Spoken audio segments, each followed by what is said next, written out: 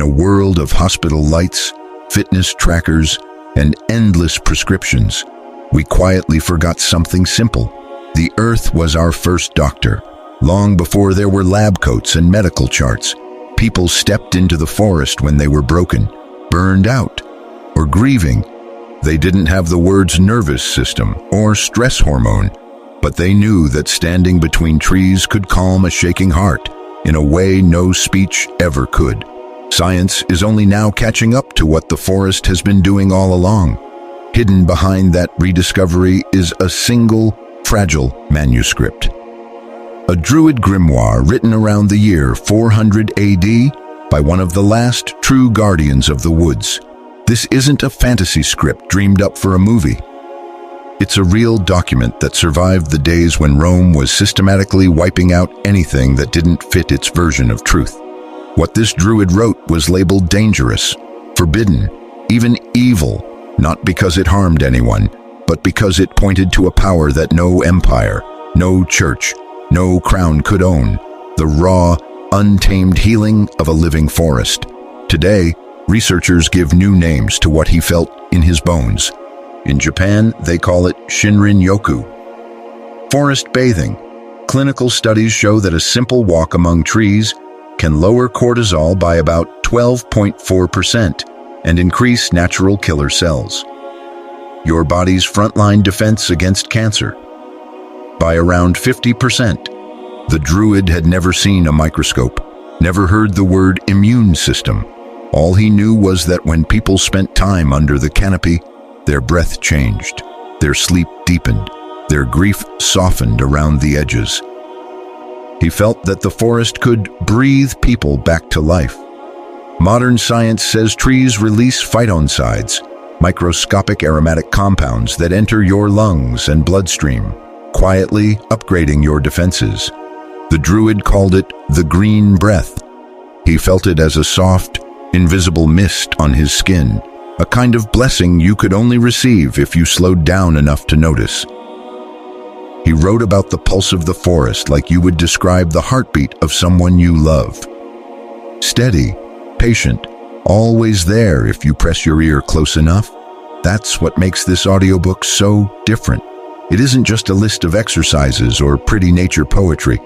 It is a bridge between two ways of knowing, data and direct experience, graphs and gut feeling. You will hear the forest described by someone who lived half a century inside it, and then see that same wisdom mirrored in 21st century research. Underneath both is the same message. The earth is not indifferent to you. She can help mend you. Your stress, your exhaustion, your numbness. If you remember how to listen, so as you hear the words of this last Druid, let it register that you are not just consuming a story. You are reclaiming something Rome couldn't burn, something no empire could fully erase. The understanding that every tree you pass on the sidewalk, every patch of woods on the edge of town, is a living doorway back to balance. All you have to do is step through. Chapter 1. The Rooftop Forest Above the City. By the time Elena turned 37, her body felt older than her father's. She was a neurologist in one of the largest hospitals in the city, a glass and steel giant that hummed with fluorescent light 24 hours a day.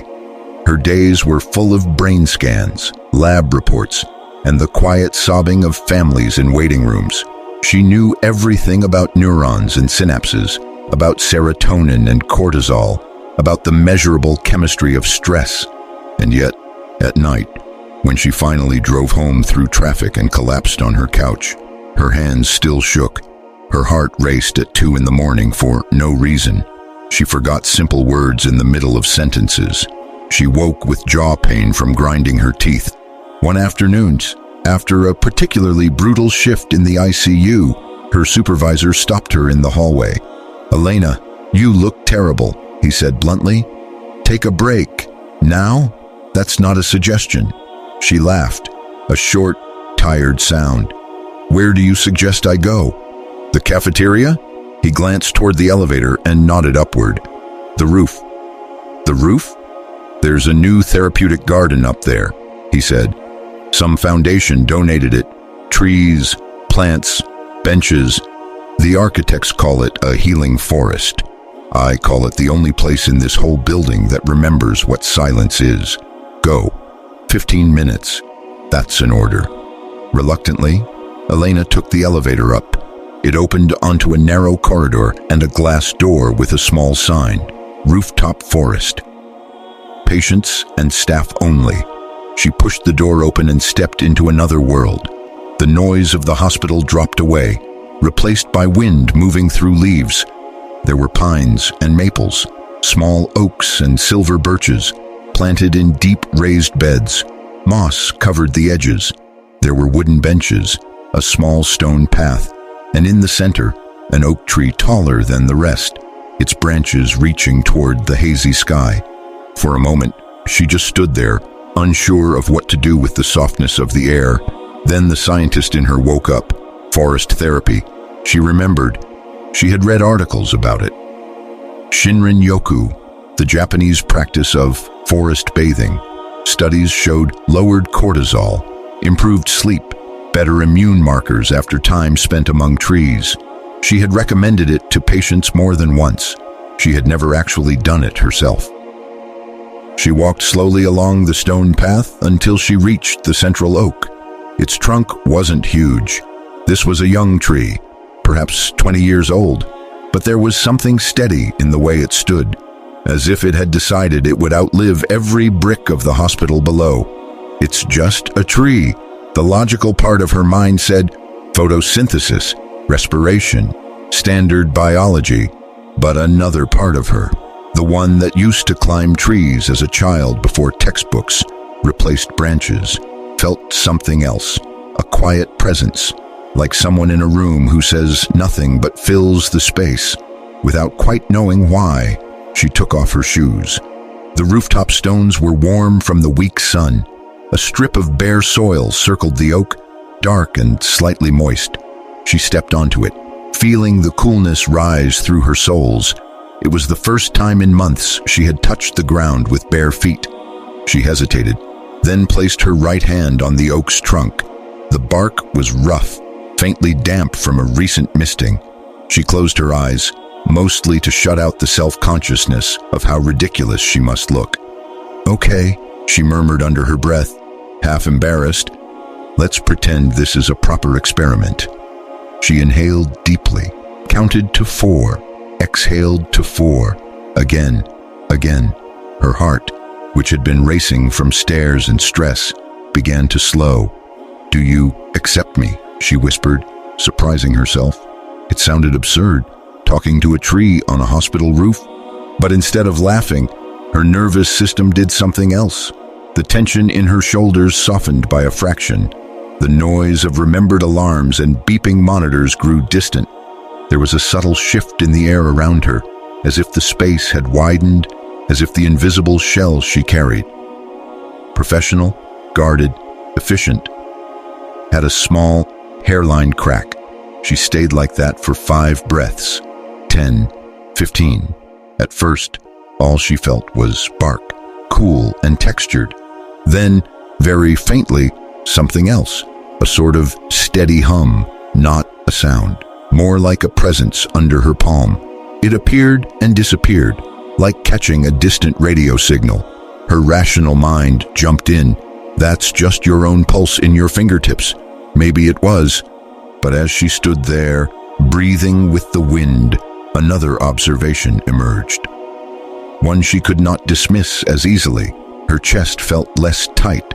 The familiar tight band around her ribs, the one she carried from patient to patient, had loosened. Her jaw unclenched without her noticing. When she opened her eyes, the world looked exactly the same. A tree, some benches, the edge of the rooftop, the city skyline beyond. And yet, nothing was the same. For the first time all day, her mind was not screaming. The next day, she went back, not because anyone told her to, but because her body wanted to. She brought a small notebook, thinking maybe she could turn this into data later. But when she sat with her back against the oak and her bare feet in the soil, the notebook stayed closed on the bench beside her. She decided to test something. Before coming up, she'd drunk an extra coffee and deliberately read a stressful email. Her heart thudded. Her thoughts raced. She checked her smartwatch. Heart rate 96. Then she sat, closed her eyes, and placed her hand on the trunk again. "Inhale for 4, exhale for 4, she whispered. "Match the leaves." The breeze moved the branches in a slow, steady rhythm. She imagined her breath flowing up through the roots, into the trunk, out through the smallest leaves. She imagined not that she was calming herself, but that the oak was lending her its pace, like two metronomes placed side by side, slowly synchronizing. After 10 minutes, she checked her watch again. Heart rate 64. She felt strangely like laughing and crying at the same time. "This is not placebo," she said softly to the bark. "Or if it is, it's the most intelligent placebo I've ever met." Days turned into weeks. Elena made the rooftop visit part of her routine. Between surgery, she would run upstairs for 7 minutes. On her lunch break, she would eat an apple on the bench and then spend 5 minutes with her hand on the tree, asking nothing, saying nothing. She began to notice patterns. On days when storms were coming, the air around the oak felt heavy, almost viscous, hours before the sky darkened. On days when a cold snap was approaching, the tree felt somehow denser, more inward. Her own mood changed with it, as if her body was learning to read signals it had ignored for years. One afternoon, a patient's daughter found her there. "Dr. Silva," the woman asked, her voice fragile. "They told me you might be up here." Elena stood up quickly, ready to apologize. "I'm so sorry. I just needed—" "Don't apologize," the woman said. "My father, he's resting. I just wanted to say thank you." "And what are you doing exactly?" Elena glanced back at the oak. For a moment, she considered giving a scientific explanation about natural environments and stress reduction. Instead, she chose a different kind of truth. "I'm learning to listen," she said. "To what?" She smiled faintly. "To something I used to think was silent." Without waiting for permission from herself, she gestured to the soil. "Would you like to try?" The woman hesitated, then slipped off her shoes. Together they stood, barefoot, hands on the trunk. Elena guided her through 4 slow breaths in and out. She watched the woman's shoulders drop, watched the crease between her eyebrows soften.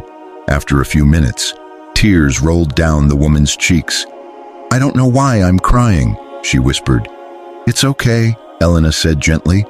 "Sometimes, when the body remembers the rhythm it was meant to live in, everything you've been holding finally has somewhere to go." Word spread quietly through the hospital. Nurses began sneaking up between shifts. An orderly sat there every night before his long drive home. Even the gruff head surgeon, who swore he believed in nothing he couldn't cut open with a scalpel, was seen one dusk, standing alone with his hand on the oak, eyes closed. No one called it magic. They called it the tree break, the quiet place, the rooftop forest. But Elena knew something deeper was happening. The trees were not decoration. They were participants. They felt the footsteps that approached them, the ragged breathing, the desperation carried in the bodies that leaned against their trunks, and in their own way. Through scent, through subtle electrical fields, through the slow, dignified pulse of sap rising and falling. They answered, months later, when a researcher from a university came to study the rooftop forest's impact on staff burnout. Elena met her with a stack of preliminary charts, lower heart rates, improved sleep reports, fewer sick days. "This is fascinating," the researcher said. "Do you have a hypothesis about the mechanism?" Elena looked out at the oak, its branches steady against the evening sky. "Yes," she said quietly. "I think we forgot that we're not the only conscious beings in this building, and I think the trees are reminding us." The researcher raised an eyebrow. "That's poetic." "It's also measurable," Elena replied. But the numbers are just the echo, the real experiment, she added, placing her hand on the trunk one more time, is in how we feel when we finally slow down enough to listen. For the first time in years, her hands no longer shook at night. Her heart no longer woke her in panic. She still worked in the same hospital, saw the same suffering. But she no longer carried it alone, because somewhere above the city, on a rooftop forest most people didn't know existed, a young oak and its quiet companions were holding a rhythm older than any machine. And every day, she chose to sink herself to it. The heart of this story is simple. When you approach trees and nature with respect, presence, and a willingness to listen with your whole body, they respond. And in that response, your own system remembers how to heal and calm itself. The forest is not just scenery, it is a living ally, a nervous system older and wiser than your own, inviting you back into balance. If you have spent years living too fast, too loud, too disconnected, you are not broken. You are simply out of rhythm. You can choose, starting today, to tune yourself differently. Here is a simple practice you can apply right now. Find a tree. In a park, by the road, in a yard, even a single tree in the city. Stand near it in silence, and if possible, touch the trunk gently with your hand. In your mind or out loud, say, "I come in peace. Do you accept me?" Take 10 slow breaths, inhaling for a count of 4 and exhaling for a count of 4. Notice any small changes in your body, softening, warmth, a quieting of thoughts. Do this with the same tree a few times per week.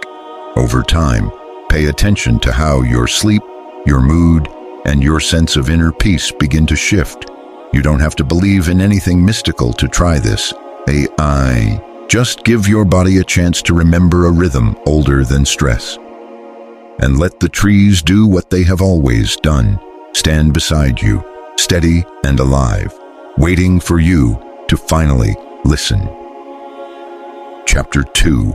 The Glass Forest Above the Gray City. By the time Maya turned 30, she had lungs that behaved like they belonged to someone twice her age.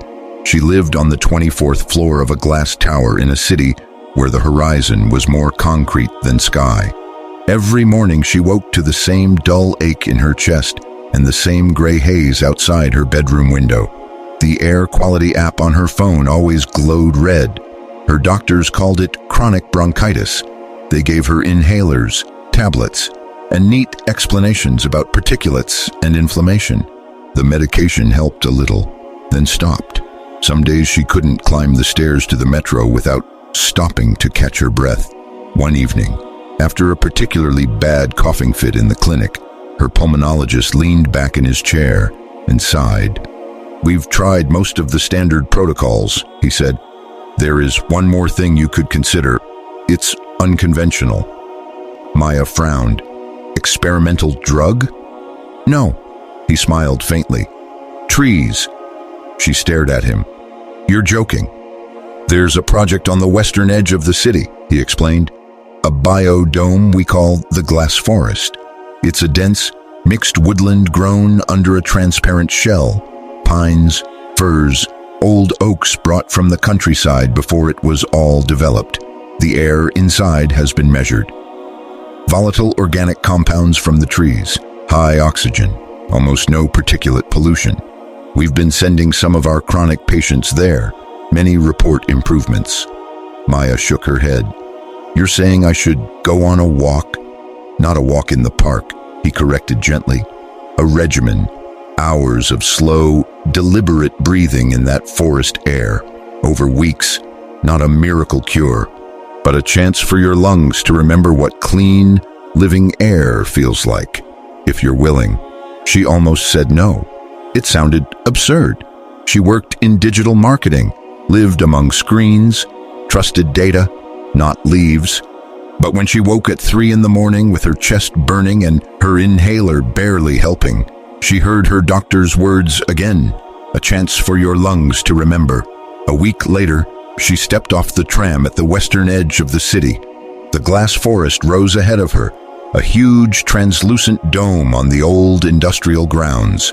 From a distance, it looked like a bubble someone had blown over a piece of another world. Inside, against the curve of the glass, she could see streaks of green and hints of tall trunks. At the entrance, an older woman in a green jacket greeted her. Her name tag read, Dr. Ito, Forest Medicine Program. "You must be Maya," she said, with the calm certainty of someone who already knew the answer. "First time here?" "Yes," Maya replied, trying not to cough. Dr. Ito's eyes moved gently over her shoulders, her breath, the tight way she held herself. "Good. Then we begin slowly. Today you will do only one circuit. Shoes off, if you can manage it, and you will breathe the way I show you. This is not exercise. This is meeting a very old friend." They passed through a double set of doors and the city dropped away like a forgotten dream. The air inside the dome felt different from the first breath. It was cool but not cold, heavy but not suffocating. It had a taste. Resin, soil, something faintly sweet and strange. Rows of tall pines rose into the curved sky of glass. Oaks spread their branches wide, their leaves filtering the sun into a soft, green light. Moss wrapped the bases of trunks like quiet blankets. Maya inhaled automatically and felt a slight sting deep in her chest, as if her lungs were surprised. Dr. Ito led her to a narrow path that wound between trees planted so close their branches touched. "This is our densest section," she said. "We call it the green lung. Today, you will walk this loop, 3 steps. Then you stop and take one full, slow breath, all the way down to your belly. You fill yourself until it almost hurts. Hold for 3 heartbeats. Then you exhale completely. Then 3 more steps." Maya swallowed. "For how long?" "Until your legs complain," the woman answered calmly. "That is usually when the lungs have had enough for one day." They stepped onto the path. The ground was soft, layered with needles and fallen leaves. At Dr. Ito's nod, Maya removed her shoes and felt the cool, slightly damp earth press up against her skin. It was the first time in years she had walked barefoot anywhere but her apartment. "Remember," Dr. Ito added, her voice low, "you are not here to conquer anything. You are here to receive. The trees are already exhaling. They do not need you. You are the one in need. So you come with humility, not demand." They walked 3 slow steps. Stop. Inhale. The air smelled of pine resin and something else she could not name. Something sharp and clean that slid into her lungs and made her cough at first. She wanted to hurry, to get it over with. After 7 minutes, she felt bored. After 15, her thighs began to burn. After 20, her impatience turned into a kind of dull surrender. That was when something changed. On one of the exhales, her chest seemed to widen from the inside, as if a small door had creaked open. The next inhalation went deeper with less effort. The burning in her lungs softened into warmth. She noticed sound more sharply. The soft hiss of pine needles in the air currents, the faint dripping of water somewhere, the murmur of leaves rubbing gently against one another like old friends whispering. She realized, without being able to explain why, that the forest felt awake. Not in a cartoon, talking tree way, more like the way a room feels when someone is in it, even if you can't see them. The trees were breathing out. She was breathing in. There was a rhythm, and she had finally slowed down enough to feel it. By the time her legs trembled, she was sweating lightly, and her breath, while still labored, moved through her chest more smoothly than it had in months. "How do you feel?" Dr. Ito asked, as they reached a small bench at the end of the loop. "Strangely lighter," Maya said, "and tired." "Good," the older woman nodded. "Tired means your body has worked to receive. This is not passive. You have just done what your ancestors once did without thinking. Breathe the green breath of living trees until the body remembers its strength. Over the next weeks, Maya returned. At first, she came because the doctor had prescribed it. Then she came because something in her body began to crave it. On the days she skipped, her chest felt tighter, her mood heavier. She noticed patterns. In the section with the tall pines, her breathing eased more quickly. In the little grove of birches, she felt a kind of clear alertness, as if her blood moved more freely. Near the spreading oaks, a quiet determination would settle in her muscles. She later learned that scientists had names for the invisible substances the trees exhaled, and that different species released different mixtures. But charts and molecules were only the shadow. The reality was what her body felt. There were rules in the glass forest. No shouting, no speakers or music, no breaking branches for souvenirs. Group conversations in the outer circle only. Inside the green lung, you walked in silence, or not at all. "Why so strict?" a teenager asked one day, when Dr. Ito gently stopped him from running through the undergrowth. "Because we are guests here," she replied. "These trees are doing the work of healing you every moment, without asking who you are or what mistakes you have made. The least you can do is walk softly." Before leaving each session, visitors were invited to give something back. There was a large stone bowl near the exit, half filled with rainwater and a little earth. People would pour a sip from their bottle, crumble a bit of bread, or leave a small strand of hair. Others would simply place their palms on a stone and whisper, "Thank you." "It is not payment," Dr. Ito told Maya the first time she hesitated. "It is acknowledgement, a way of saying, I am not just taking and forgetting. I have received your breath, and I remember." The forest has its own kind of memory. You know, plants respond differently to those who come as friends. 2 months later, Maya sat again in her doctor's office.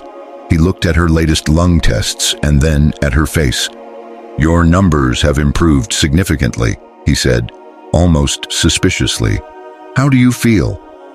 She thought of the dome, of the pines exhaling into her open lungs, of the way her body had slowly changed from resisting the practice to craving it.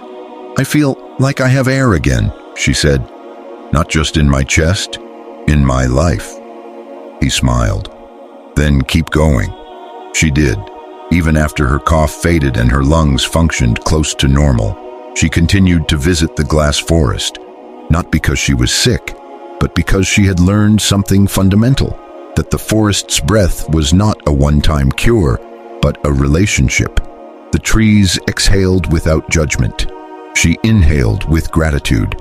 And in that simple, humble exchange, a tired city body rediscovered an ancient way of being alive. The forest is not just scenery. It is a living, breathing ally that quietly strengthens you every time you breathe its invisible green breath. When you slow down, walk with respect, and breathe deeply among trees, your body begins to remember how to heal and regulate itself. The healing may be slow and subtle, but it is real. You do not need a perfect glass dome to begin. You need willingness, humility, and a patch of living green. Here is a simple practice you can apply today. Find the greenest place you can. A small grove, a city park, even a cluster of trees by the road. Walk slowly among the trees. Take 3 unhurried steps, then pause and inhale deeply through your nose, filling your lungs until they gently stretch. Hold for 3 heartbeats, then exhale fully. Repeat this rhythm for at least 10 minutes. Stay respectful and quiet. Avoid loud noises, phones, or rushing. Before you leave, silently say thank you to the trees, or give a small offering. Watering a dry patch of soil, picking up trash, or simply placing your hand on a trunk in gratitude. Do this regularly, and notice how your sleep, your breathing, and your mood begin to shift. The trees are already exhaling life. All that remains is for you to show up, breathe, and allow that green breath to become part of you. Chapter 3. The City That Forgot the Ground. In a city of glass towers and neon nights, people rarely looked down. They rushed from elevator to car, from subway to office, always wrapped in rubber soles and concrete floors, the ground beneath their feet. Real Earth, cool and alive. Might as well have been on another planet. Lena was one of them. At 32, she had a good job in a tech company, a tidy apartment on the 25th floor, and a nervous system that behaved like a panicked animal. Her heart raced for no reason. Her sleep came in broken fragments. Some mornings, her hands trembled so much she had to hold her coffee cup with both palms. Doctors gave her labels: generalized anxiety, mild arrhythmia, stress-related insomnia. They gave her prescriptions, breathing apps, and vague advice about self-care. None of it touched the hollow feeling in her chest. The sense that she was somehow hovering above her life, never quite landing. One evening, after a minor panic attack in a crowded subway station, she fled to the surface, gasping for air. It was late. The sky over the city glowed a dull orange. She walked without thinking, turning down a side street she'd never noticed before. That was when she saw the sign. It was small, hand-painted, wedged between two tall buildings. Grounding studio. By appointment or desperation. Come in. She almost laughed. A grounding studio between a law firm and a noodle shop. And yet something in the word grounding tugged at her. She hadn't felt grounded in years. Inside, the light was soft. The air smelled faintly of rain, though it had not rained in days. A woman in her 60s stood behind a simple wooden counter. Her hair was streaked with silver. Her eyes were clear and kind. "You look like someone who didn't come by accident," the woman said. Lena flushed. I had a panic attack. I don't even know what this place is." The woman smiled. "My name is Mira. This is a place where people remember the ground, not in theory. In their bodies." Lena frowned. "I've tried meditation." "This is not meditation," Mira replied gently. "It's older than that. It's listening, not with your mind, but with your back, your feet, your bones." Lena almost turned around, but the hollow in her chest ached, and her heart was still fluttering like a trapped bird. "What do I have to do?" she asked. Mira motioned toward a door at the back. "First, you have to be willing to lie down, and to stay." They passed into a wide, quiet room. There were no machines, no screens, no soft music. The entire floor was covered in a shallow layer of dark earth, dotted with flat stones and patches of moss. Along one wall, city shoes were lined up neatly, like small, obedient animals waiting. "Is this real soil?" Lena asked. "Brought from outside the city, from old fields and forest edges," Mira said. "We don't add perfume or chemicals, just earth. It takes some effort to keep it alive here." In the middle of the room lay a large, smooth stone half buried in the soil. Its surface was worn, as if many bodies had rested there. Mira pointed to it.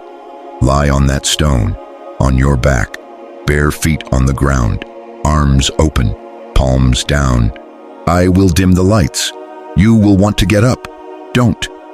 Lena hesitated. "And then what?" "Then," Mira said quietly, "you do nothing. You wait. And when you feel it, don't be afraid." Reluctantly, Lena slipped off her shoes and socks. The soil was cool against her soles, shocking in its softness after years of pavement. She climbed onto the stone and lay down on her back. It was colder than she expected, the hardness pressing into her shoulder blades.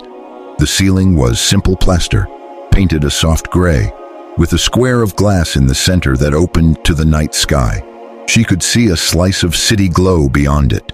Mira dimmed the lights until the room was almost dark. "I'll be in the next room," she said. "If you truly cannot stay, you may get up, but if you can, remain. Breathe naturally. Do not try to feel anything. Just let the earth introduce herself." Lena nodded, already wondering if this was ridiculous. She focused on the sounds, the faint hum of traffic outside, her own breathing, the steady tick of a clock somewhere nearby. Minutes passed. Her back hurt. The stone was unforgiving. The cold crept slowly up her legs. Her mind began its familiar spiral. This is stupid. I should leave. I have emails to answer. What if I fall asleep? What if my heart starts racing again? She almost sat up, but then she remembered Mira's words. You will want to get up. Don't. So she stayed. She watched her thoughts move like busy clouds. Let them pass. The discomfort in her back dulled into a monotone ache. Her breathing, without effort, became slower. At some point. She did not know how long it had been. She became aware of something new. At first, she thought it was her heartbeat echoing weirdly in her ears, a slow, steady thump. But as she paid attention, she realized her own heart was beating faster than that. This other rhythm was deeper, more distant, yet somehow everywhere at once. It felt as if the stone beneath her was carrying a pulse, a gentle, enormous breathing. Each wave of it seemed to rise through her spine, up into her chest, and then back down into the ground. Fear rose in her throat. Am I imagining this? Is something wrong with me? Before she could move, Mira's voice came through the dimness, from somewhere behind her. Stay, the older woman said, as if she'd read Lena's thoughts. What you feel is real. It is the pulse you have been missing. Let it in. Lena lay still. The deep rhythm continued, slow, unwavering, indifferent to her anxiety. It didn't push or pull, it simply was. And as the minutes drifted, something inside her began to change. Her own heart, frantic and uncertain, started to slow, not because she forced it, but because it seemed easier to follow the deeper beat than to fight it. Her breathing grew fuller, dropping from her tight upper chest into her belly, the edges of her body. Her shoulders, her hips, felt less solid, as if they were gently dissolving into the stone below. For the first time in years, Lena stopped feeling like a separate, hovering mind. She felt heavy in the best possible way, held from below by something older and larger than her fear. She did not know how long she lay there. When she finally opened her eyes, the square of sky above the ceiling had shifted from orange to a darker blue. The traffic noise outside was softer, as if distant. Her back no longer hurt. Her chest did not burn. Her heart rested in a calm, steady pace. Mira appeared at her side, as if she had been waiting for that exact moment. How do you feel? She asked. Lena searched for words. Like, I've been plugged back into something I didn't know I was disconnected from. Mira smiled. The earth hasn't gone anywhere. We're the ones who lifted ourselves away from her heartbeat. With our high beds, our thick shoes, our layers of concrete, your nervous system has been playing alone. Without the drum it was made to follow. Over the following weeks, Lena returned to the grounding studio every few days. Sometimes she fell asleep on the stone, waking with drool on her chin and a strange, pleasant heaviness in her limbs. Sometimes she cried without knowing exactly why. Old memories surfaced. Childhood afternoons lying in the grass, sun on her face, the safe weight of the earth beneath her. She realized how long she had lived without that simple contact. Her sleep began to change first. Instead of 4 or 5 fractured hours, she slept 7, sometimes 8, waking as if she had actually rested. The racing thoughts at night grew quieter. Her heart no longer jumped without warning in meetings or on subway platforms. Mira explained nothing mystical. This is synchronization, she said. Your body has always had a rhythm. The earth has hers. When you never touch the ground, never lie down on it, never stay still long enough, you lose the shared beat. The mind panics. The heart speeds up. When you return often enough, the rhythms meet again. One afternoon, as Lena sat on a flat stone with her palms pressed into the cool soil, Listening for that now familiar pulse, a question rose in her. "Is it only here?" she asked. "This heartbeat, only in this room?" Mira chuckled. "Of course not. It's under every building, beneath every street, under your own apartment, right now. But the noise, the height, the layers we've built make it hard to feel. You come here to remember. Once you remember, you can sense it elsewhere. On a park bench, on a patch of grass by the river, even standing barefoot on your balcony if there's a bit of stone or soil." Lena began to test this. She visited a small patch of park squeezed between office buildings, lying on the ground while passers-by pretended not to stare. She leaned against a boulder by the river and waited. Slowly, carefully, she felt the same subtle, deep rhythm humming beneath everything. Her city had not changed. The towers still glowed, the traffic still roared, but now, beneath the noise, she sensed something steady, like a drum that had been playing all along, patiently waiting for her to hear it. And on the days when fear threatened to rise again, she knew what to do. Find the nearest patch of real ground, lie down if she could, place her hands and feet on the earth, and listen. Within minutes, the forgotten pulse would meet her halfway, and her heart would remember that it had never been beating alone. You are not separate from the earth, and your heart, mind, and nervous system suffer when they lose contact with her steady, living pulse. Modern life lifts you off the ground, literally and emotionally, leaving you anxious, sleepless, and untethered. Healing begins when you deliberately bring your body back to the earth, long enough and often enough for your rhythm to sync with hers again. You don't need a special studio or a forest clearing to start. You need your body, a piece of natural ground, and a little bit of time. Here is a simple practice you can apply today. Find a natural surface. A patch of grass, bare soil, sand, or a flat rock in a park, garden, or nearby natural spot. Take off your shoes, and if possible, sit or lie down so that your bare feet and your hands are touching the ground. If you can lie on your back, even better. Close your eyes and do nothing for 10, 15 minutes. Just breathe and wait. Your mind will complain. Your body may feel uncomfortable at first. Stay. Let your breathing slow naturally. Don't force the earth's pulse. Simply allow any subtle sense of something steady beneath you to appear on its own. Repeat this at least once a week. Over time, notice how your sleep, your anxiety, and your sense of inner stability begin to shift. You are made of the same elements as the ground you walk on, when you remember that. Physically, not just intellectually. Your life begins to move in a calmer, deeper rhythm. Today can be the day you lie down, listen, and let the earth's heartbeat meet your own. Chapter 4. The Garden of 5 Guardians. By the time Noah arrived at the hilltop retreat, he had tried almost everything modern life could offer. He had swallowed pills for sleep and pills for energy. He had listened to guided meditations, tracked his steps, changed his diet, and even deleted social media for a month. Still, he woke with a weight in his chest, a tremor in his hands, and a quiet, gnawing sense that something inside him was cracking. His friend simply said, "Go see the woman on the hill. She works with trees." Noah assumed it was a metaphor. It wasn't. The retreat was smaller than he expected. A simple house, a wooden gate, and behind it a garden that looked more like a small, wild forest than anything curated.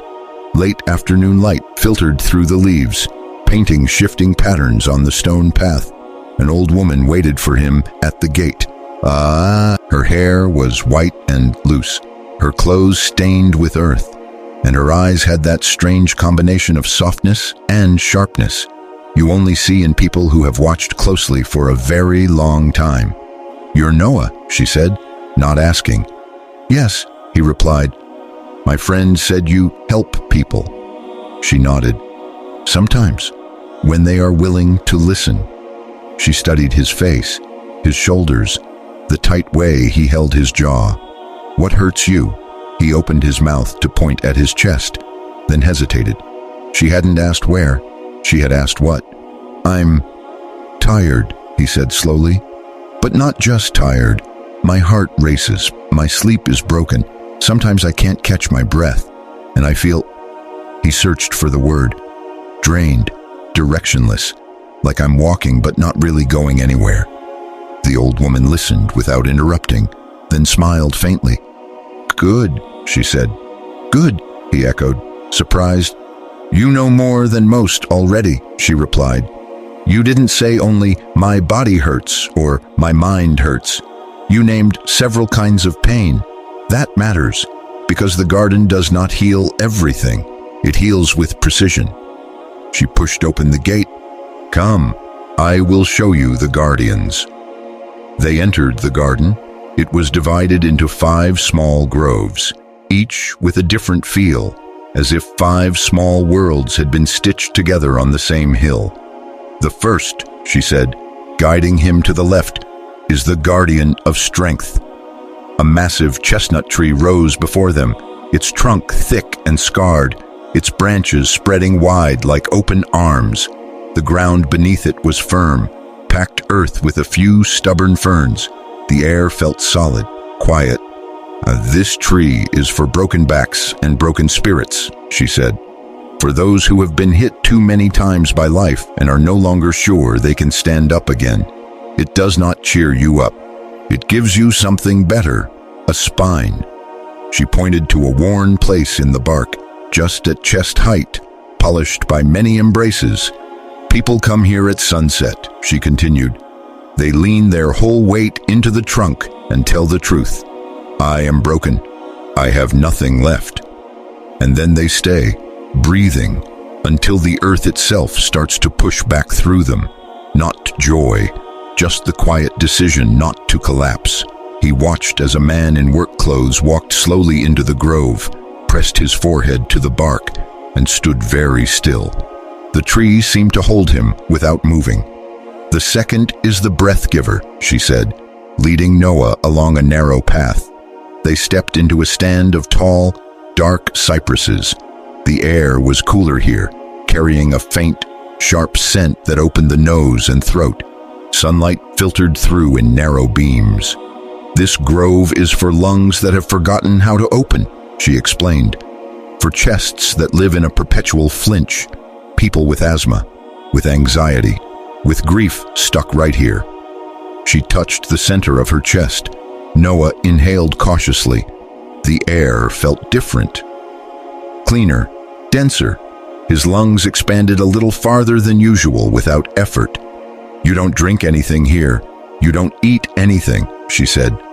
"You simply lie or sit under these trees and breathe what they exhale. Slowly, deeply, until it hurts, and then softer, until it doesn't. Day after day, the breath carves new space." They walked on. The third grove lay closer to the house, near the fence. A small tree with clusters of red berries and delicate, feathery leaves. Wind chimes hung from the branches, not metal ones, but carved pieces of wood that knocked gently together with a soft, soothing sound. "This is the guardian of night," she said. "For children who wake screaming and adults who pretend they don't. For people who feel watched in the dark, who carry unseen fears like shadows in the corner of their room." She touched one of the branches gently, almost like greeting an old friend. "People come here at dawn," she continued, "when fear is thinner but still present. They place a hand on the trunk and ask, 'Will you watch while I sleep?' If they feel calm, they take a small branch, with thanks, and hang it over their bed. If they feel unease, they leave it. Protection only works when it is asked for properly." Noah remembered the nights when his own dreams turned frantic, when his heart thudded as if someone stood at the foot of the bed. He had never thought to ask a tree for help. "The fourth," she said, "is the cleanser." The air shifted as they approached the next section. Slender birch trees rose on either side of a shallow stone basin filled with clear water. Their white bark gleamed even in the fading light, peeling in thin curls. The ground here was softer, covered with leaves and grass. "This grove is for bodies full of slow poisons," she said. "Not only from food or drink, from uncried tears, unspoken truths, held back anger. The blood thickens, the skin dulls, the organs work harder than they should." She dipped her fingers into the basin, then splashed a small amount on the roots of the nearest birch, as if feeding it. "Here, we use branches gently," she said. "We prepare bitter infusions. People drink, sweat, bathe their tired limbs. It isn't pleasant. People complain. Then, after days, their eyes brighten, their skin clears, energy returns. Sometimes you have to scrub the window before the light can come back in." Noah thought of his own heaviness, the afternoons when his body felt like it weighed twice as much as it should. "And the fifth?" he asked quietly. "You said there are 5 guardians." A small smile touched the old woman's lips. "The fifth is why you are here," she said. She led him to the highest point of the garden. There stood a tall ash tree, its trunk furrowed, its branches stretching toward the twilight sky. The view from this hilltop grove opened over the town, the fields, the winding river beyond. Everything below looked smaller but also more clearly arranged. "This is the connector," she said softly. "Its roots sink deep. Its crown touches the heights. It is for people who walk but are not really living. For those who have done everything right and yet feel lost, numb, off course." Noah swallowed. The words felt like they were being read from a page written inside his chest. "What do people do here?" he asked. "Nothing," she answered. "That's the hardest part." She motioned to the ground at the base of the tree. "Sit with your back against the trunk. Put your feet flat on the earth. Place your hands, palms down, beside you. Close your eyes. Then ask, without drama, without begging, 'Who am I? What am I here to do? For now?' And then you listen, not for a voice, for a feeling, a small knowing, a direction." She looked at him kindly. "You may not receive an entire life plan. Usually, you receive one clear next step. Ash trees are practical like that." Noah sat down, his spine leaning into the rough bark. The old woman stepped back quietly and left him. He closed his eyes. At first there was only the familiar noise in his head, emails, deadlines, regrets. His back complained. His legs felt restless. He wondered how long he was supposed to stay. Then, beneath the chatter, he noticed something else. It was subtle, like a low hum behind the noise of a city. The longer he stayed, the more it seemed to rise through his spine. A sense of being held between below and above, between the solidity of the earth and the open sky. He realized, suddenly and almost painfully, how long he had lived like a floating head, cut off from both. A question formed in his mind, honest and stripped of pretense. What now? No words answered. Instead, a simple picture came, clear and unmistakable. Him, back in the city, feet on the ground in a small community center, teaching stressed-out teenagers how to breathe and sit and feel the earth under them. Not a grand spiritual mission, just a real, tangible act. The image carried a weight that felt like truth. When he opened his eyes, the sky had darkened to deep blue.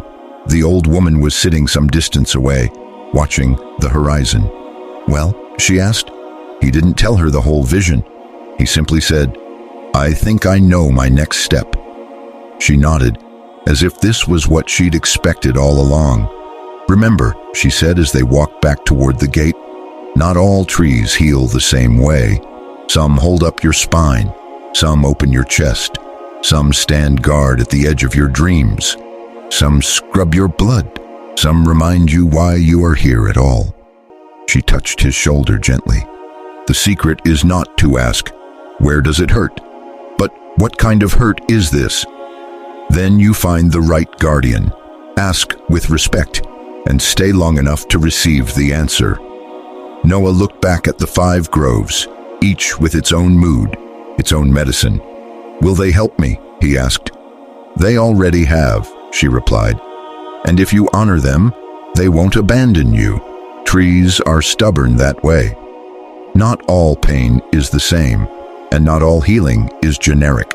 Different trees in your life, different places in nature, different qualities of energy, are tuned to different kinds of wounds.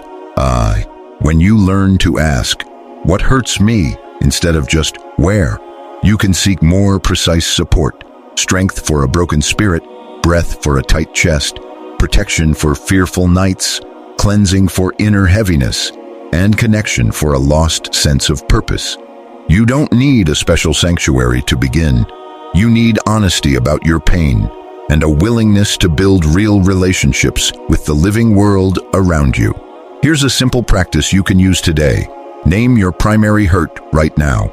Is it exhaustion and collapse, strength, pain, breath and anxiety, lungs, fear and nightmares, protection, heaviness and toxicity, cleansing, feeling lost and numb, connection?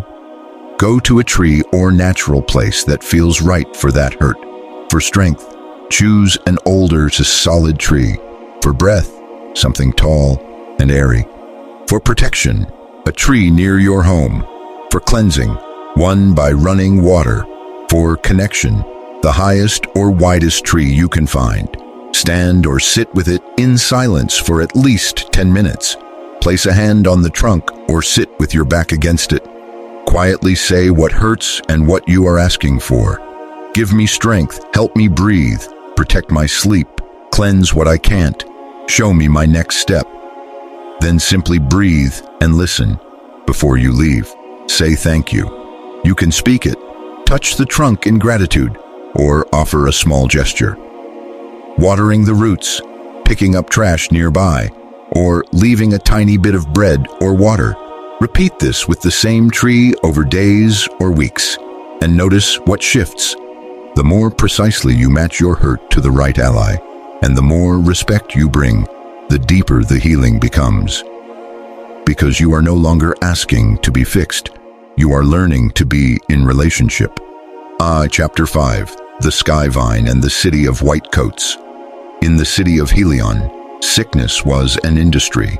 White towers of glass housed the Central Health Authority. Drones carried medicine through the air. Screens on every street flashed reminders. Trust the system. Only authorized treatment saves lives. People believed it because they had forgotten how to believe anything else. Amara worked at the very heart of this system. She was a research physician, brilliant and precise, with access to the most guarded corridors of the authorities' laboratories. She spent her days studying rare cancers, cells that grew wild and disobedient, ignoring every command to stop. Her nights were filled with statistics, survival curves, and the tired faces of patients who knew the numbers were not in their favor. One afternoon, a file appeared in her encrypted inbox. No sender, no subject line, just a single word in the metadata: Skyvine. Inside was a set of scans, lab notes, and photographs. The images showed a plant unlike anything she had seen before, a tangle of silver-green vines spiraling from the branches of an ancient tree, its leaves thin and translucent, glowing faintly in low light. It did not grow from soil. It clung to the tree's bark, suspended in the air, drinking from the host and the mist. The notes claimed something impossible. Extracts of skyvine, prepared in a specific way, had caused abnormal cell growth to slow, then shrink in several experimental models. Not stopped overnight, not magic, but altered the behavior of the wild cells in ways no existing drug could. At first, Amara assumed it was a prank. Then she saw the signatures coded into the notes, fragments of the encryption keys belonging to a former mentor of hers, Dr. Elias Rahn. Officially dead for 3 years, her heart raced. There was a map attached. Coordinates outside the city, beyond the sterile agricultural zones, in the untamed ring of old forest that Helian's citizens called the Wild Belt and avoided whenever they could. At the bottom of the file, one line glowed softly. Some remedies are too powerful to be patented. They must remain free, or they will be forbidden. For 3 nights, Amara did not sleep. She knew the rules. Unauthorized field research, especially outside the controlled zones, meant losing her position, maybe worse. But the faces of her patients haunted her. People she had watched fade away while official treatments failed and the system shrugged. On the 4th morning, she took a leave form to her supervisor. "I need a week," she said. "Family matter." Her supervisor barely looked up. "Fine. The system will cover your caseload. Don't bring anything back unofficial." She left the city at dawn. The air grew different as the transit line crossed into the Wild Belt. The chemical tang disappeared, replaced by the layered scents of soil, leaves, and distant rain.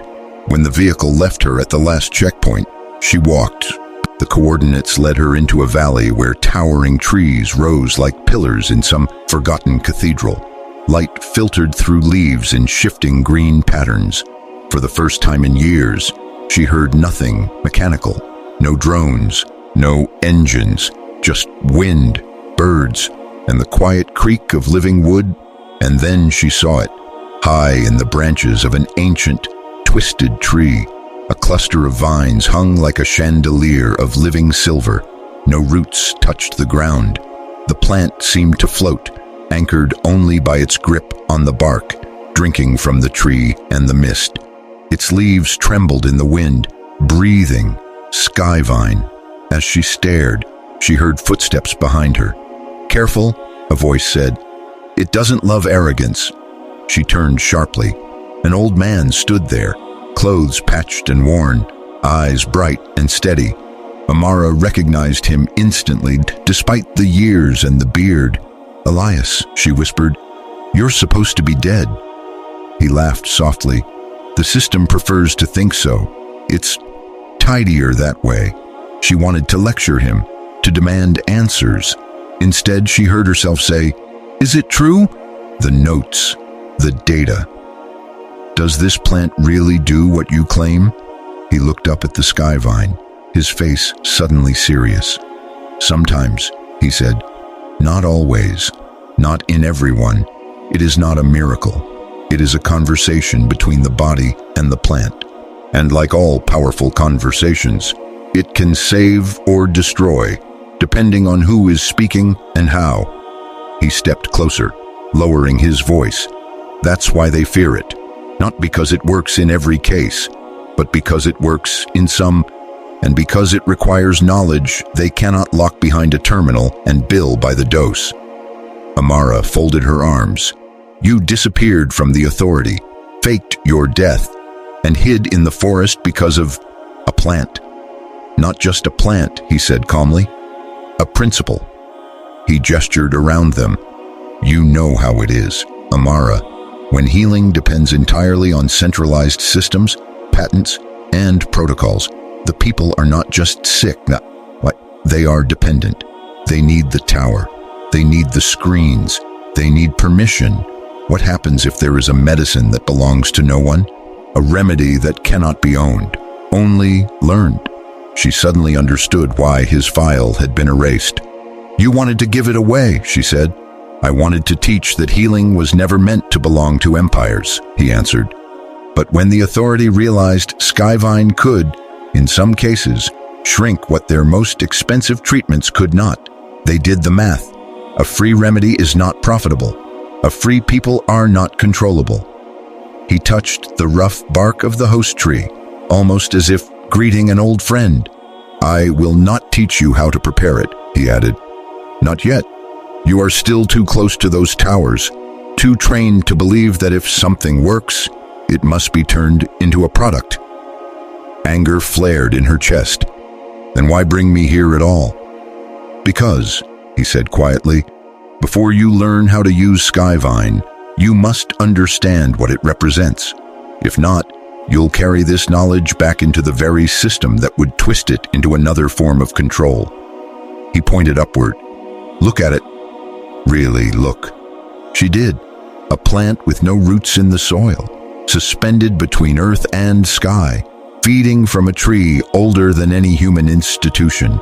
It lived in the space between worlds, between the ground that birthed everything and the air that carried everything away. Hanging there, indifferent to empires, quietly keeping a power not written in any official protocol. It doesn't belong to us, she murmured. Exactly, Elias said, and that is its true danger. They sat together at the base of the tree while he told her stories, people from nearby settlements who had come to him when the city turned them away, cases where Skyvine had slowed a tumor's hunger, given someone years they were never promised, cases where it had done nothing, because nature does not obey wishful thinking. He did not romanticize it. The plant is poisonous, he said. Prepared badly, it kills. Prepared well, it tests the body, pushes it to the edge before it finds a new balance. It is not a toy. It is not a supplement to be sold in bottles with pretty labels. It is a reminder. A reminder of what? She asked. That healing power ultimately comes from life itself, not from the buildings we construct around it, he replied. The system can help, of course. Surgery, drugs, diagnostics. These are tools, but when a tool declares itself a god and tries to erase every other source of wisdom, something in the human spirit withers. He looked at her, and his gaze was almost pleading. I am not asking you to reject medicine, he said. I am asking you to remember that no empire, no authority, no company has the right to own the idea that nature heals. They can regulate, they can assist, but they cannot rightfully erase. Amara stayed 3 days. Elias did not show her the full ritual. He showed her only how to watch, how the plant responded to seasons, to light, to the health of its host tree, how it never touched the ground, as if reminding everyone that some things refuse to be domesticated. On the last day, as she prepared to return to Helion, he handed her a small sealed vial of dark liquid. This is not for your lab, he said. It will be useless there. This is for you. Not to drink, but to remember. Keep it somewhere safe.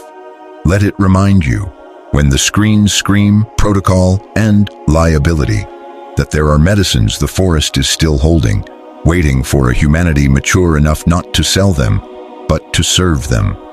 She slipped the vial into her pocket, feeling its weight. And what am I supposed to do now? She asked. He smiled sadly. That is your ritual. You will go back to your world of white coats and towers. You will keep helping with the tools you have, but something in you will have changed. You will ask different questions. You will listen when the old farmers, the herbalists, the quiet ones at the edge of the system speak. You will defend their right to exist. As she walked back toward the city, the towers rose again on the horizon. They looked as solid and untouchable as always. But now, whenever she closed her eyes, she could see another kind of power, a small vine hanging between earth and sky, drinking from an ancient tree, keeping a secret no empire had ever fully extinguished. In time, she would become known as the doctor who listened. To patients, to colleagues, to the land itself. She would challenge policies that erased traditional knowledge. She would quietly support research into partnerships with living ecosystems rather than total control over them. And whenever someone asked her where she had learned to question the system, she would simply say, in a forest, from a plant that refuses to have an owner. True healing wisdom can never be fully owned, patented, or controlled by any empire, system, or institution. Science and medicine are powerful allies, but they are not the only guardians of healing. Nature holds its own libraries of knowledge, and when authorities try to erase or monopolize that wisdom, they are afraid not just of remedies, but of free people, You don't need to find a mythical plant to live this truth. You need to reclaim your role as an active, curious participant in your own healing, in dialogue with both modern medicine and the living world. Here is a simple practice you can begin today. Choose one living ally. A tree, a plant on your balcony, a patch of wild grass, even a small herb you grow yourself. Visit it consciously, not as decoration but as a being. Sit with it in silence for 5-10 minutes. Ask inwardly, what am I outsourcing that I could begin to reclaim? Is it your breath, your sleep, your capacity to rest, your connection to the earth? Just listen. You're not asking the plant for a miracle. You're opening a relationship. Educate yourself from multiple sources. When it comes to your health, use modern medicine and seek out trustworthy knowledge about nature, lifestyle, and environment. Ask better questions. Refuse to believe that healing belongs only to one system or one authority. Take one small step of sovereignty. It might be as simple as walking barefoot on natural ground, planting a single herb, improving your sleep hygiene, or asking your doctor deeper questions instead of nodding silently. This is not about rejecting doctors or worshiping plants. It is about remembering that you are part of a living world that was designed to heal and regenerate, and that no empire, past or present, can cancel that truth. Chapter 6: The Night the Stars Came Back. Lena studied the night sky for a living, but she hadn't really seen it in years. She was an astrophysicist in a city that never slept, where the sky was a permanent shade of orange, and stars were something you saw on screens, not above your head. Her days were full of data from telescopes in faraway deserts, graphs and equations, simulations of galaxies being born. Her nights were full of something else, nothing. For almost 4 years, Lena had not slept more than 3 or 4 hours at a time. She would lie down exhausted, close her eyes, and for a moment feel herself begin to sink, and then her mind would snap awake. An email she had forgotten, a paper review, an old regret, the heart pounding, the ceiling staring down. Doctors called it chronic insomnia. They prescribed gentle pills and stronger ones, gave her tips about screen time, lavender oil, breathing exercises. Some nights the pills knocked her out for a while, but the sleep was shallow and heavy, like sinking into mud. She woke more tired than before. It's just stress, they said. You have a busy brain. She smiled politely. Inside, she wondered how long a person could live without real rest before something inside them broke. One autumn, her mentor, a retired astronomer named Thomas, invited her to spend a week at the old mountain observatory, where he now lived alone. Come work on your book, he said. The sky is clearer up here, and you sound thin, like your voice is coming from far away. Lena almost refused. Her schedule was full. Her insomnia was terrible. But something in his voice, and the memory of the stars they used to watch together when she was a student, made her say yes. The observatory sat on a rocky ridge far from the city, surrounded by wind-bent pines and rough grass. The first night, Lena stepped out of the car and looked up, and forgot to breathe. The sky was black and deep, full of impossible pinpricks of light. The Milky Way arched overhead like a river of dusted silver. For hours she sat outside, neck craned, until her muscles ached. When Thomas finally came out with 2 mugs of hot tea, he watched her quietly. You remember them, he said. I study them every day, she replied. He shook his head. No, you study data about them. This is different. Inside the observatory, there was a small guest room with a narrow bed. The mattress was old but soft. The window looked out onto the ridge. Try to sleep, Thomas said. Tomorrow we'll look at your drafts. She did not sleep. The room was quiet, the mountain air cool, but her pattern followed her like a shadow. She drifted off, then jolted awake. Her brain replayed meetings, lectures, deadlines. Around 2 in the morning, she got up. admitted defeat, and went out onto the balcony. Below, she saw something strange. Thomas was lying outside on the bare ground, a thin sleeping bag spread under a crooked pine tree. His head was near the trunk, his feet pointed toward the valley. The tree's branches arched over him like a protective hand. He was asleep, deeply, peacefully, his breath slow and steady. The next morning, after coffee, she asked him about it. "Do you always sleep out there?" she said, pointing toward the ridge. "Almost every night," he answered. "Even in winter," he smiled. "Not in snowstorms. I'm dedicated, not foolish. But yes, most nights I sleep under that pine." "Why?" she asked. "You have a bed." He considered her for a moment, then said, "Because I like waking up alive." She frowned. "You are alive in a bed." "Not in the same way." He leaned back in his chair. "Listen, Lena, for decades I slept like everyone else. Between walls, under ceilings, breathing recycled air. I thought it was normal to wake tired, to feel like my brain never fully shut off. When I retired and moved here, I started falling asleep in the grass by accident while stargazing. Those accidental sleeps were deeper than anything I'd had in 30 years. He took a sip of coffee. So I began to experiment. I slept on the ground on purpose. I noticed something under that pine, with the earth under my spine and the sky above me. My body dropped into a different kind of rest. My dreams changed. My heart rate slowed without effort. I woke clear, as if someone had washed my brain in cold mountain water. Lena tried to laugh it off. "You're saying the secret to sleep is camping?" "I'm saying the secret to sleep is remembering where your species actually learned to rest," he replied. "You evolved sleeping on the ground, under trees, under stars, real darkness, moving air, the slow rhythm of the earth, and the presence of a living being above you. A tree. That spends the night breathing differently than in the day." "That sounds poetic," she said. "Not scientific." He shrugged. "Call it observational data. Hundreds of nights. One subject." He tapped his chest. "Me." She shook her head. "Even if you're right, I can't just start sleeping on the ground like some wild animal." "Why not?" he said softly. "You already feel like a trapped one." She had no answer. That night, the bed felt even more like a box.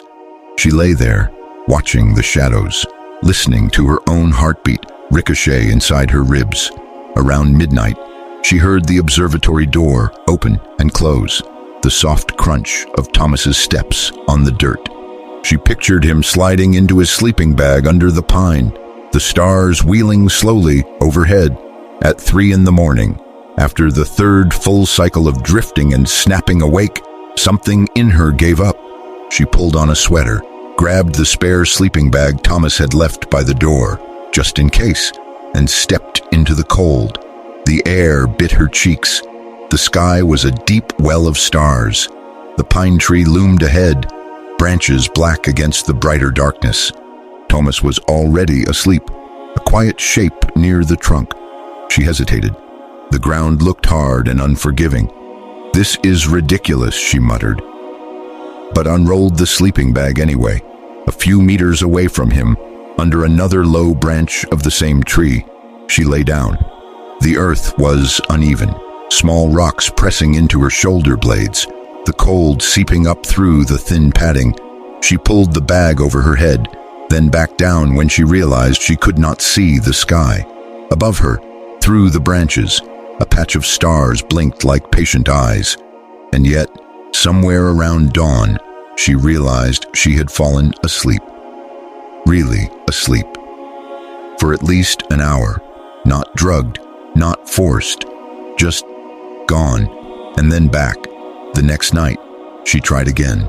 This time she placed her head closer to the trunk, almost feeling the rough bark near her crown. She spread one hand on the ground, palm down, fingers pressing into the mix of soil and needles. "Thank you for not letting anything eat me last night," she whispered to the tree, feeling foolish. If you could help me rest a little more, I'd appreciate it." The wind moved through the needles with a soft hiss, like a distant tide. She watched her breath turn into small clouds in the air. In, out, in, out. The cold became less sharp. Her muscles, already slightly used to the ground, relaxed more quickly. She slept 3 hours in a row. By the 4th night, something shifted. The ground still wasn't comfortable, but her body stopped fighting it. The sky no longer felt like a vast threat pressing down. It felt like a roof of light, higher and kinder than any ceiling. The tree above her seemed to make a small room out of the darkness, its branches turning the huge night into a space she could inhabit. Her breath slowed without effort. Her thoughts, usually jumping like frightened animals, lined up behind her heartbeat and walked quietly out of the room. She slept the entire night. In the morning, she woke up before the sun, lying on her back, staring up as the stars faded and the sky turned pale. Her body felt full, not heavy, not wired, full, like a glass finally refilled after being sipped dry for years. She sat up slowly, listening to the silence. Something in her had changed. Later, over breakfast, she tried to explain it to Thomas. "It's as if my body remembered how to do something I thought it had forgotten," she said, "like a song I heard as a child and could suddenly hum again." He nodded. "Exactly. Your problem was never just stress. It was context. You were trying to rest in an environment that constantly signals awake. Artificial light, flat air, walls that cut you off from the slow rhythms beneath you. Out here, under a tree, your system gets the opposite message." She looked out at the pine, now bright in the morning sun. "Trees don't sleep like we do," he went on, "but their night rhythms change. Their chemistry shifts. They breathe differently. I can't prove it yet, but I've felt it for years. When you sleep under a tree, especially the same tree, night after night, your body sinks with its calm." When Lena returned to the city, she did not quit her job or move to the mountains, but she never saw sleep the same way again. On weekends, she took a train out to the nearest patch of real forest and spent a night under a chosen tree, head near the trunk, stars as her only roof. On workdays, when she couldn't leave, she made small changes, keeping the window open, turning off screens an hour early, pressing her bare feet into the grass of a small park before bed. Bit by bit, her sleep deepened. Not perfect, not every night, but real enough that her body began to trust again. And whenever insomnia tried to reclaim her, she knew exactly where to go. Back to the tree, back to the earth, back under the quiet eyes of the stars. Because now she understood something that data alone had never taught her. The sky is not just something you study, and rest is not something you force. Both are gifts you receive when you remember how to lie down in the world the way your ancestors did. Outside, connected, held. Your body was not designed to rest inside boxes of concrete and artificial light. It was shaped by thousands of nights spent on the ground, under trees, with the stars above. When you return, even a little, to that original sleeping environment, your nervous system remembers how to let go. Sleep becomes less of a battle and more of a homecoming. You may not be able to sleep in a forest every night, but you can bring this wisdom into your life starting now. Here is a simple practice you can try this week. Choose one night to sleep closer to nature. If it's safe, spend a night outdoors under a tree, in a garden, park, or campsite. If that's not possible, lie down on the ground for at least 20-30 minutes before bed, with your head near the trunk and your eyes on the sky. Create tree conditions, even indoors. Before sleep, turn off bright lights, open a window for fresh air, and spend 5-10 minutes standing barefoot on natural ground, soil, grass, stone, while looking at the night sky or a distant point. Let your breath slow naturally. Add a simple bedtime ritual of gratitude. Place a hand on the earth, or on a plant, or the windowsill if that's all you have, and quietly say, "Thank you for holding me while I rest tonight." It may feel small, but it tells your body it is safe to surrender. Repeat this for a few nights in a row and observe what changes. Your depth of sleep, your dreams, your clarity in the morning. When you let trees, earth, and stars become part of your sleeping environment again, you are not being romantic. You are giving your body back the context it was always meant to rest in. What all of these stories are really whispering to you is simple. You are not a machine that needs to be endlessly optimized. You are a living part of a living earth. Your nervous system, your lungs, your sleep, even your sense of purpose are starving not just for more pills or more apps, but for reconnection with ground, trees, water, sky, and your own honest awareness. Hospitals, medication, and technology can be powerful allies, but they were never meant to replace your relationship with the world that built your body. The forest rooftop, the glass dome, the grounding studio, the hill of 5 guardians, the forbidden sky vine, the pine under the stars. They are all mirrors, showing you the same forgotten fact. When you slow down, touch the earth, breathe with trees, and tell the truth about what hurts, your system remembers how to heal and how to choose. This is not about running away from modern life. It's about waking up inside it. No doctor, empire, or algorithm can do the inner work for you. Naming your real pain, choosing which guardian you need, showing up regularly to breathe, lie down, listen, and change your habits. You are not helpless in front of your anxiety, your exhaustion, your insomnia, your numbness. You are responsible. Not in a blaming way, but in the most empowering sense of the word, responsible. You can respond differently. You can reclaim small, concrete pieces of your own healing every day. One barefoot walk, one honest breath with a tree, one night of sleeping closer to the ground, one courageous question you ask your doctor instead of staying silent. If this touched something in you, don't let it stay just an interesting idea. Pause and notice, what is the kind of hurt you're carrying right now? And what is one small, nature-rooted action you can take this week to meet it? If you feel called, like this video, share it with someone who needs to remember, and tell me in the comments what part hit you the hardest or what question you're still holding. And if you want to keep exploring this forgotten medicine of forests, earth, and stars together, subscribe and stay in this space. Your next chapter of healing might begin with the very next breath you take.